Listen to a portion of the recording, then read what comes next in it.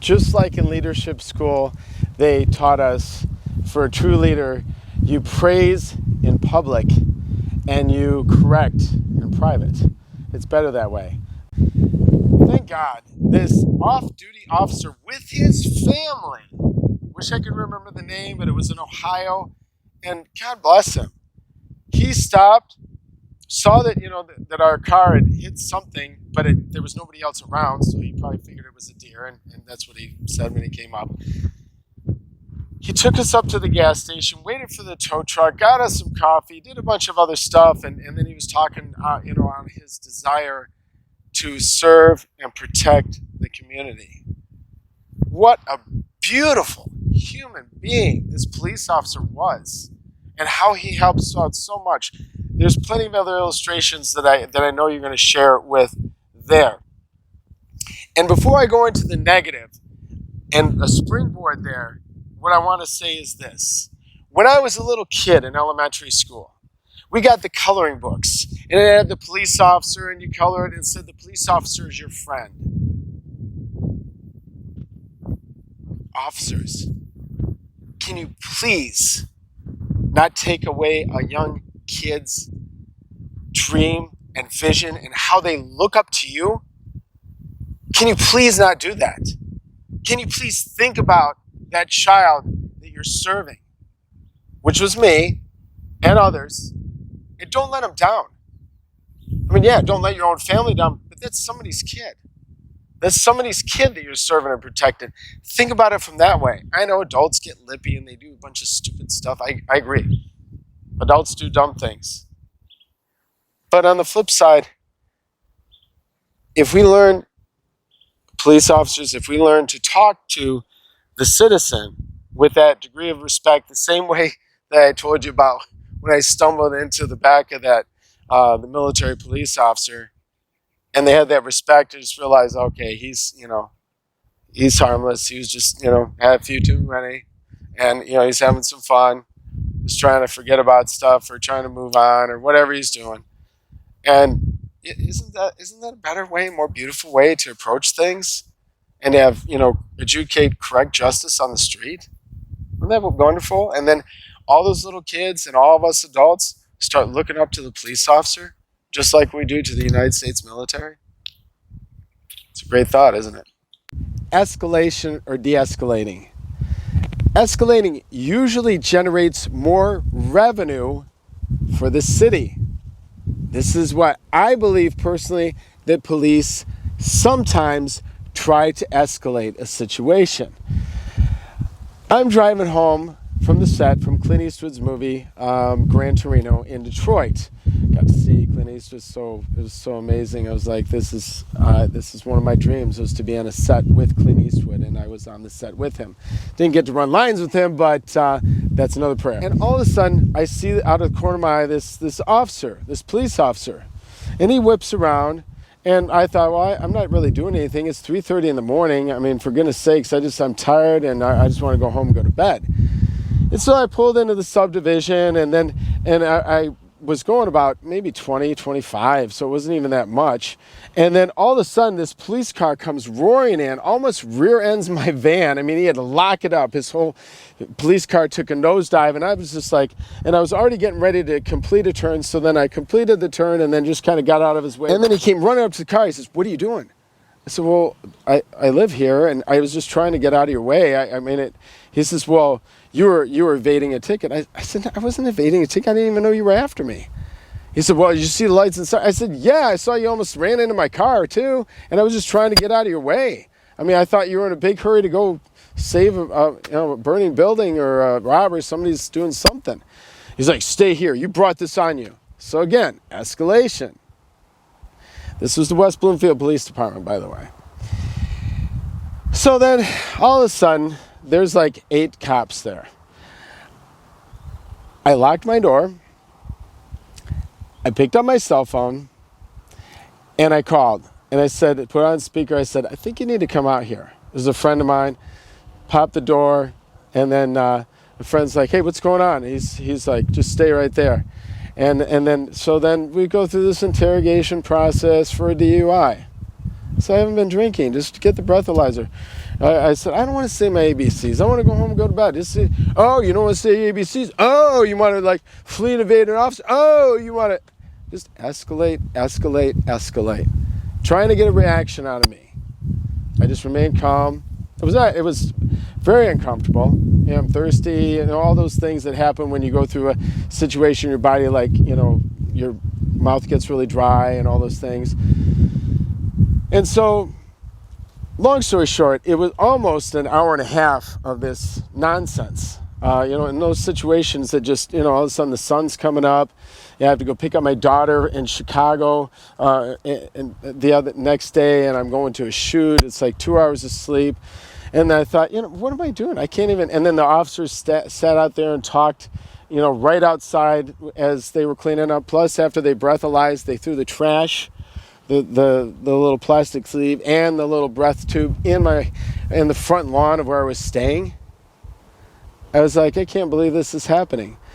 So I go and I talk to the police chief at the time, or supervisor or whatever, and now it's a police chief. It's Michael Patton, or some of his last name's Patton. And I go and talk to him. I said, you know, this is what your officers did. And they threw this thing, and he says, I said, was that really necessary? I mean, just give me a breathalyzer test and let's be done with this. Or give me a blood test or whatever. I mean, I got to go pick up my daughter. Well, be safe. Be safe, sir. Just insincerity. You know, even when you do go talk to the police about something that their officers did, they stand behind their officers. This is a problem now we've seen with cases where there's murder and such and things like that happen. Why are you, as a police officer who's sworn to protect and serve the citizen, taking the side of other officers that did the wrong thing? It's beyond me. It's lying.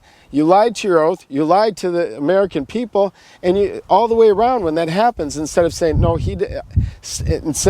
this officer was wrong, you take the other side.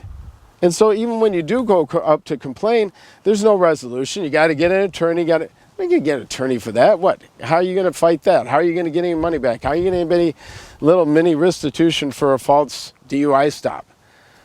It's crazy. Fast forward now from that DUI stop. I said, you know what? I'm going to go talk to the mayor.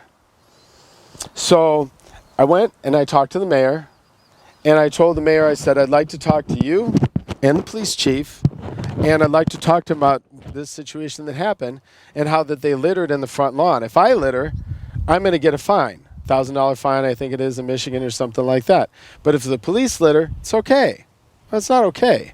I even said that in front of the judge when I was, you know, defending my case, you know, for this speeding ticket, and the officer that was there was embarrassed. I'll give him some credit on that. He was a former Marine, even though he was not the most professional, which I was disappointed because he was a Marine. But he and just could have handled the situation a lot better. But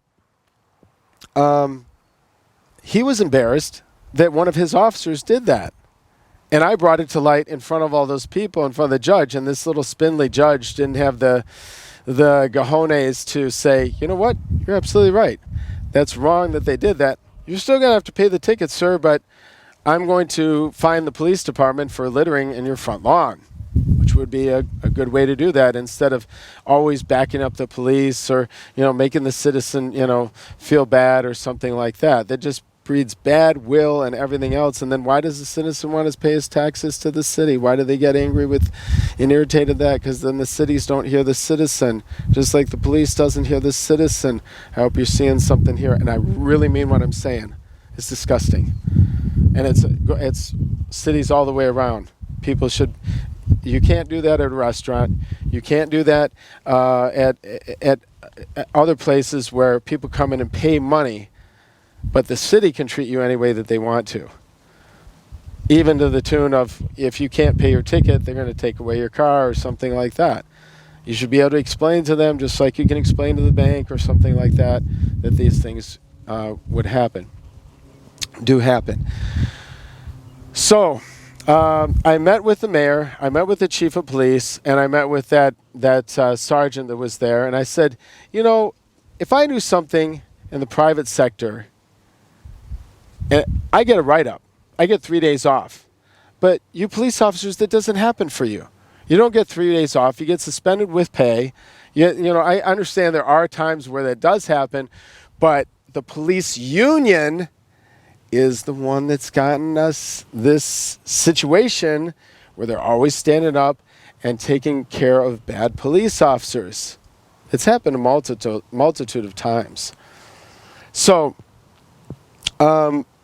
these are the things that I'm bringing to light that I think that even when you do go to the extent that I did for a false DUI thing, yeah, the mayor got after it and things, but did anything really change? Did they stop just handing out tickets to get revenue for the city, and setting up speed traps or something like this, other than just instead of serving and protecting? You can argue about that all you want to as an officer, but there's a certain thing of serving and protecting the people, and the way that you come across. Yeah, you got to give out tickets. I get it. But that shouldn't be the predominant thing. Or yelling at somebody and giving them a ticket because they don't have their turn signal on, or because they have a permit to carry, you get extra special treatment. Not that you're willing to put your life on the line, just like they're willing to put your life on the line, and you don't have a bulletproof vest or anything else like that. But they say, stay in the car. Don't move. Don't do this. Don't do that. You get that extra level of firmness, and then they call for an extra level, an officer to back you up because you have a permit that you went and paid money to get this permit to carry a weapon. Doesn't make any sense at all to me. Somebody's got to grow up on that. Positive thing on police, just thought about this, is I'm in Pennsylvania, a lot of one-way streets there. And I turn and I go against traffic. There was nobody on the street, but then all of a sudden there was a police car. And the police car was like, he stopped, I stopped, I said, he's like, what are you doing? I said, and he said, this is one way, man. I said, I'm really sorry, sir.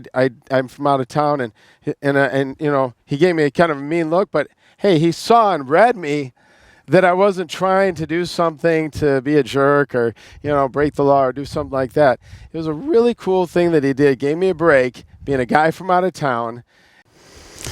Now I'm on a bridge from the positive things to some negative things, and again, these seem small, but you should talk about them. And again, this is something that if the police start thinking about how they're coming across to people, even in routine stops, and these are people that are non-aggressive, they made a mistake, or they, traffic stops, things like that. You don't have to come down like this guy or girl has tried to pull a pistol on you or tried to grab your pistol or something like that. They made a traffic error. And it's unnecessary for you to talk down to these people. And it's happened multiple times with traffic stops. Very, very few are ones that are, thank you, sir, have a nice day, that type of thing. I understand you have to do the safeguards, you have to watch, somebody, coming around with a pistol or something. I understand all the training, and that's great. But on the flip side, there's the thing of courtesy and honor, and realizing that even though you're giving that person a ticket, you're still serving that person. Keego Harbor Police. That was like, my mom always called it a white trash town. And it was. It's gotten a little better, but it's just kind of still, we do have friends there still, but it's always had a lot of struggles, and there's been a little crime and all that stuff.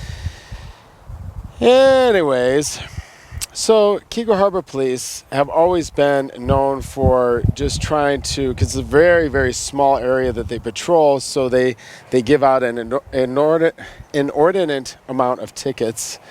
They try to build up the coffers of the city, just like what my mom talked about in that one video that she was talking about the police, where it says they are beautiful people. That was the name of the video, if you want to check that out.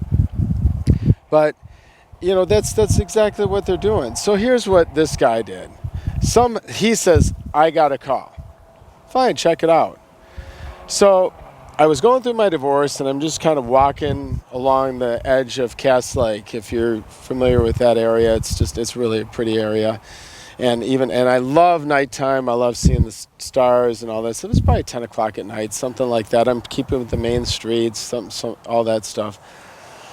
And so this officer, which was known, again, back to the abuse thing, like what happened with Mr. Floyd, he was known for a lot of abuse. And that was a problem.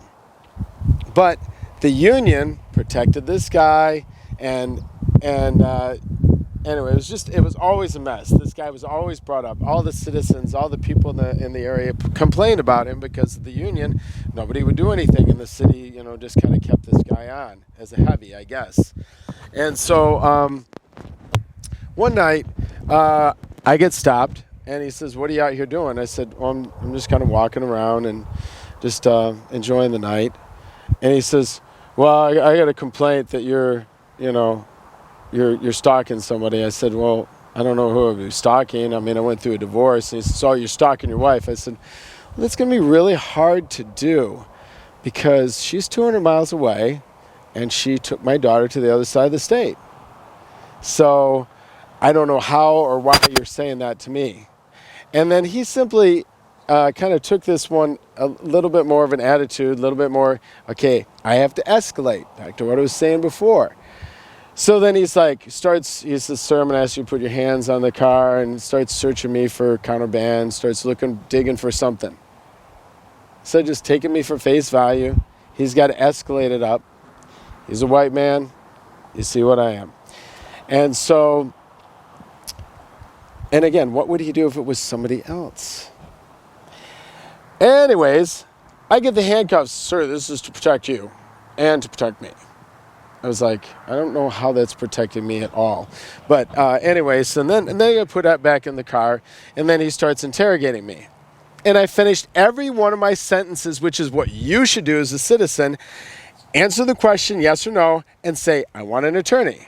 Answer the question, yes or no, "I want an attorney."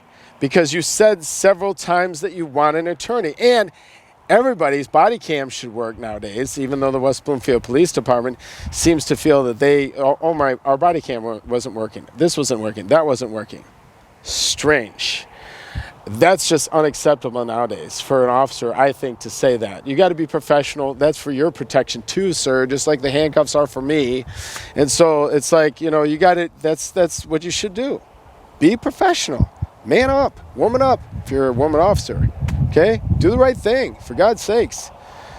Anyway, so this guy, he puts me back in the car and says, "I know you're stalking your ex-wife. All these selling drugs on the street. Everything else that he can think of to try and, no, I'm not, want an attorney. No, I'm not, want an attorney. No, I'm not, want an attorney." That's what should be your answer too. Especially when they start treating you like that. If they're honest and sincere and they're really wanting to help out or they're really wanting something, then yeah, just talk to them like normal. But if they're going to have that type of attitude, I'm not doing anything. I'm going to do the exact bare minimum that I need to do. Then this other officer came up, opened the door. This interrogation in the back of the police car probably took an hour and a half, something like that.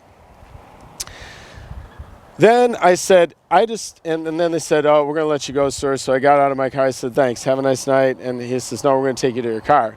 So they drive me into my car. Now, mind you, West Bloomfield butts up to Keego Harbor. Well, it actually butts up to Orchard Lake and then West Bloomfield. But it's like out a mile and a half, 2 miles. I mean, it's all in that same neighborhood. And so then they left. So then I sent this letter to the city mayor or attorney or whatever, explaining the situation of what happened. And all they simply said was, stay off our streets and take the trail. They had converted this old railroad trail to where you could just walk down it. Now, at nighttime, that's not lit. It's not the safest thing for anybody to be walking on. But that was their answer. And I thought, the city, like my mom says, the city protects the city. The police protect the city. The city's just as tarnished in these things and not serving the people as the police officer is. The same. The city mayor, the city, all those people, they're not serving you. They're not serving the people. They need to change. Run it like a business. Yes, sir, what can I do for you? Instead of when you go to pay your taxes, yo, what do you want? What do you need? And I've gotten that before too. I said, oh, by the way, I know the mayor. Oh, sure, Mr. Bear. This is terrible. Terrible treatment. Just because you're a worker at a city doesn't mean that you have the right, because you can't be fired because now you're in another union. And even if you write a bad review on the city, what are people going to do? Okay, I'm not going to pay my taxes next year. They have no recourse, and the city knows it. Shame on you. I like to go to Vegas. I live in Los Angeles right now anyway, and I like to go to Vegas. I like to shoot. I like to do a little bit of gambling, and I like to just kind of goof around, and it's a great place to relax, I think. It's not for everybody, but I like doing that there. And I like the desert. I like the drive through the desert. It's just, it's super, super, super cool to me. Anyway, 2 ways into Vegas. One is on the 14, if you're coming out of Los Angeles, or you can go the 40, and it's a little bit longer. It's like an hour and a half, but it's really cool. You can go a little faster too, which I kind of like it. And there's a few back roads, desert roads that I like to go to, shortcuts, as they were. And so there's one shortcut. It's not really a shortcut, but I'm going up 90. It's through Searchlight, and there's a really cool little truck stop there. At least I think it's cool. And there's down home people and how you doing, and it's anyway. I've always had pretty fun time there. So I'm kind of hurrying. I'm hungry. I had driven like almost 5 hours. There's all the excuses, but I was going 100 miles an hour. I think the speed limit there is 75, 80, something like that. So it was like 25 over there, and I'm not recommending you do that, but that's what I did. And then going into town, I had kind of missed the transition, but I kind of was hungry, and I kind of had to pee, and I kind of, a lot of things that you're thinking about. And so I come up over the hill, and all of a sudden there's an officer right there. Lights, sirens, everything blew up. And I got a little blue Mustang, and I dove right for the dirt, and, stopped right away. And he came up, he says, sir, do you know how fast you were going? I said, well, not really, but I think I missed that transition back there. He says, yeah, you missed it by 45 miles an hour. And then he kind of walked away, and I was going to pick up my kids from the airport, and all I simply said was, dear God, please, I don't want to go to jail. I want to see my kids. And so he comes back after a few minutes, and then there was another officer with him, and I thought, this doesn't look good. And he says, well, I'm writing you a ticket for wasting the environment. And I kind of said, well, wasting the environment, what is that? He says, well, you're going too fast and you're wasting the environment, so you're going to take it for wasting the environment. I said, well, I don't understand. He says, look, sir, I didn't write you over for 45. I'm not writing you off because you don't have a seatbelt. And I'm not even writing you up because you're not wearing shoes while you're driving, because you're supposed to have shoes on. And he looks at the other officer and says, isn't that true, officer? He says, yes, sir, that is true. And I said, okay. So I took my ticket for wasting the environment and went to pick up my kids at the airport. And said, thank you, officer. He says, oh, by the way, he also said, I like that you're wearing a flag, because I wear the flag a lot. And he said, I like the color of your car. Have a nice day. And at the end of the 9th hole, we're going to talk about the Sylvan Lake Police Department. Another very, very small, obscure police department inside Detroit, or outside Detroit, the suburbs rather. And just can't say enough about how unprofessional that division is there at Sylvan Lake. It's a ticket revenue generator for Sylvan Lake, for the city itself. They give out an inordinate amount of tickets, just like Keego Harbor does. A lot of these small towns, that's what they're about, because they want to generate more revenue from outsiders that are coming through for the Sylvan Lake, for things that they can do with inside that, because their budget is so small from the city. That's another reason when I talk about revamping the police department, that all these would be done away with, and it would be a police department. Anyway, I'm not going to get ahead of myself, but just wait. I mean, I think it's a great plan. It's going to save us a lot of tax dollars. Plus, everybody gets the same amount of police response. Even the poor people get the same response as the rich people, as the Beverly Hills people. So that is the thing that everybody should have the same amount of protection. This is America after all, and we get the same amount of protection from the armed services. Country as a whole, they're out protecting, right? So wouldn't that be great if it was protecting here? So Sylvan Lake, my daughter made a turn. You know, they have this signs that says no turning from 2 to 4, no turning from 5 to 7, no turning from 8:15 to 10:15 on Monday, Wednesday, and Friday. And you're thinking, who makes these laws? Well, I mean, how do they even have time to put up a sign? And they have to get tickets to pay for the sign. That's what I think. And a lot of people thought, anyway, so she makes a turn. The officer gives her a ticket, and she's a smart girl. She's my daughter, and she's a little tiger. Her name's Erica, so she's got a little flavor there, a little bit of like, you know what? No, you're not going to do that. And so I went down with her to the Sylvan Lake police officer, to the department there. Again, when you go in and you present yourself to the chief of police is who we went in to talk to there. He's, it's like this, it's like you're in a small town and you're like, before this is the judge that's going to, waive this ticket or whatever, because it's their ticket. And my daughter explains that,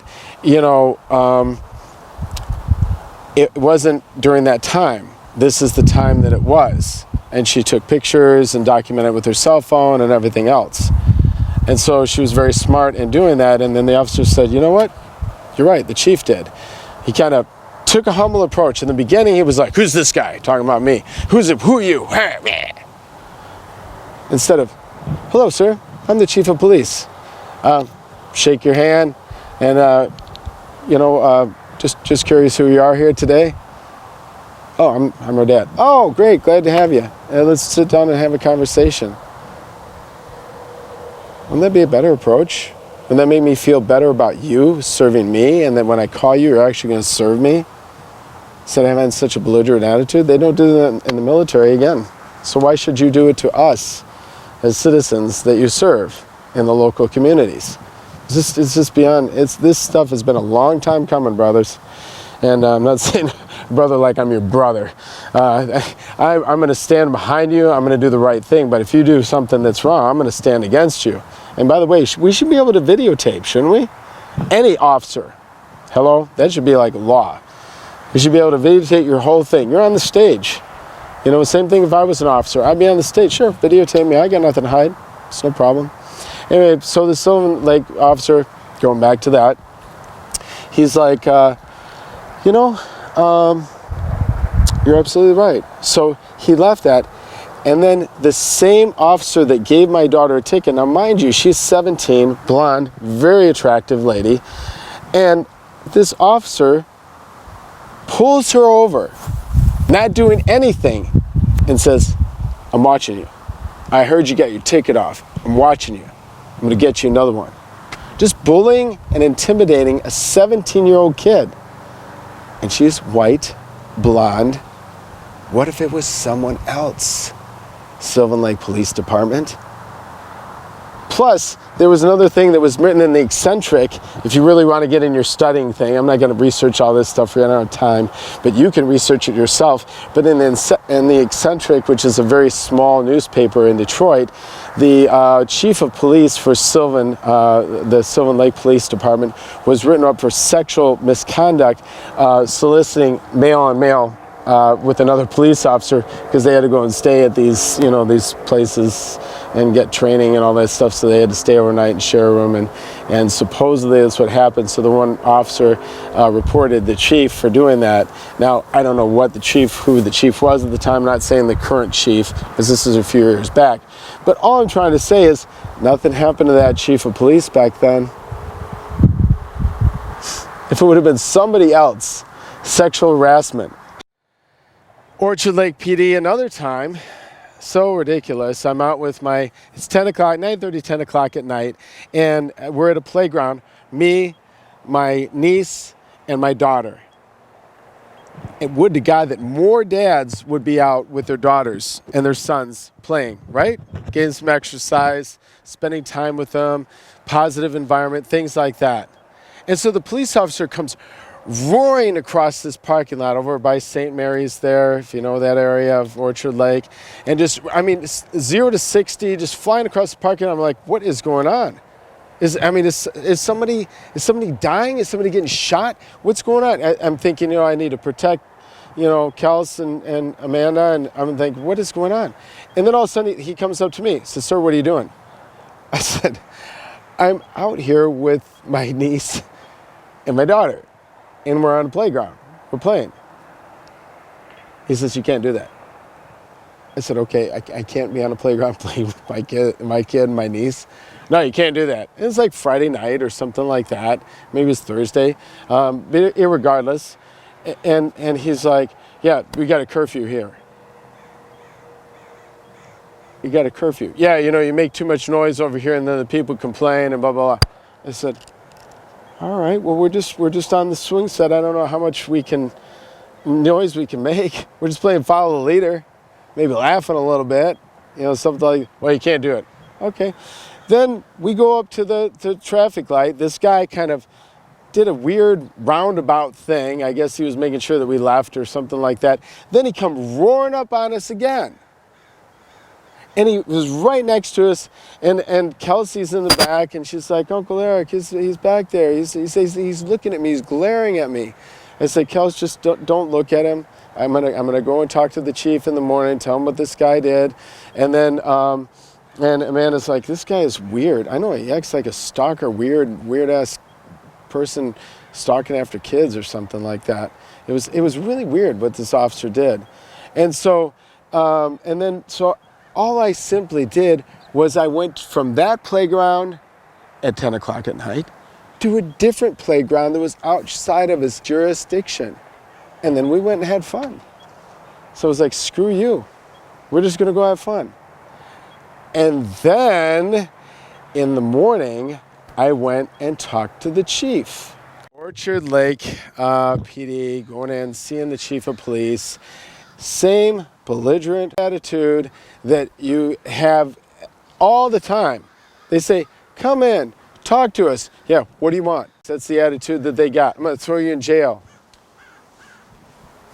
Shame on you. Your officer did something wrong. My 2 teenage girls felt intimidated by your officer. That it's a YouTube video, and it's the president of the police union, which I think is based in New York City, but that's what the guy said. "We're not like this guy, I've just had 13 officers shot, and I don't agree with shooting at officers at all. Murder is murder. You'll stand in judgment for God on that, and you're standing alone. I ain't standing with you." And so you don't do one wrong doesn't mean it's like my mom said, 2 wrongs don't make it right. Now that I've said that, and you're a police officer and you're upset with me, or a city official, change it. Change it. It's a long time. And it's not just this, now it took this murder and all this other stuff, and I don't agree with all the riots. I'm going to get into that too. But come on, man. Man up. Woman up. Do the right thing by people that you're serving and protecting. And then we start trusting you. Just like I did when I was in elementary school, drawing that picture of the police officer. The police officer is your friend. That's what I want to feel about you. You need to telegraph it. It's up to you to telegraph that. How about saying, hi, hello, how are you today, sir? It's a good way to start a friendship, isn't it? To build trust in the community. Be a police politician. Charm the hell out of people instead of trying to bully the hell out of people. And then you get more people that want to help you. What do you think of that? Be a sales police officer. It's a good idea, isn't it? Same thing with city officials. Bullying people around, all this other stuff that the cities do. It's just crazy. It's just crazy. You wouldn't be able to do that in a private sector. So why do you do it in the city? As a matter of fact, I wish I could give you the same treatment when you come out and I serve you as a waiter, or I serve you as in going into your house and serve you in a construction thing, fixing up your house. I wish I could give you the same treatment. But then I'm not going to be invited back and probably not paid. And then I get a write-up. But you don't get a write-up. And the same thing with police. Please, just change. Become a great person. Take a good American heart out and serve the people with love. How beautiful our country really is, America, and all the different things that are here, and all the different resources, and the wonderful things that we have, and the wonderful people that we have. And this country is just going to become better and better if we make it that way. But it's up to you and I.